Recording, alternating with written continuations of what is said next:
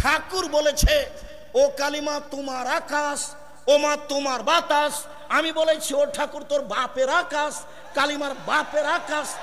ঠাকুর জাতির শত্রু, ঠাকুর বাঙালির শত্রু, ঠাকুর জাতির শত্রু, ঠাকুর বাঙালির শত্রু, ঠাকুর ঢাকা বিশ্ববিদ্যালয়ের শত্রু, ঠাকুর বাংলা ভাষার শত্রু। আরে ঠাকুর হলো ইংরেজদের দালাল। যেদিন আমি মুসলিম ইংরেজদের নির্যাতনে জেলে আছি, সেই দিন ঠাকুর লন্ডনে থাকে। এর নাম ঠাকুর। ঠাকুর সবচেয়ে বড় বদ মানুষ এই বাংলার ইতিহাসে, ভারতের পাতায় সবচেয়ে বদ মানুষ এই ঠাকুর। যতবার বলেছে ও মা তোমার আকাশ, ও মা তোমার বাতাস, ততবার ঠাকুর বলেছে ও কালিমা তোমার আকাশ, ও কালিমা তোমার বাতাস।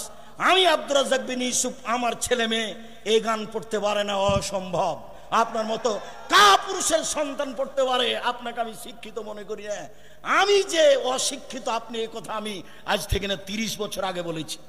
আপনাকে, আপনার ছেলেকে, আপনার মেয়েকে, আপনার বাপকে, আপনার জাতিকে, আপনার বংশকে যদি আমি অশিক্ষিত প্রমাণ করতে না পারি, জাতির সামনে বক্তব্য দেব না।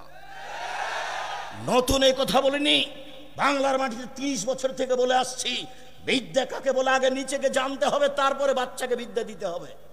আপনার বাচ্চা বিদ্যাইটা বুঝতে পারলো না। বলেছি আমি 71 সাল থেকে এখন পর্যন্ত কোন শিক্ষিত মানুষ শিক্ষামন্ত্রী হয়নি এদেশে।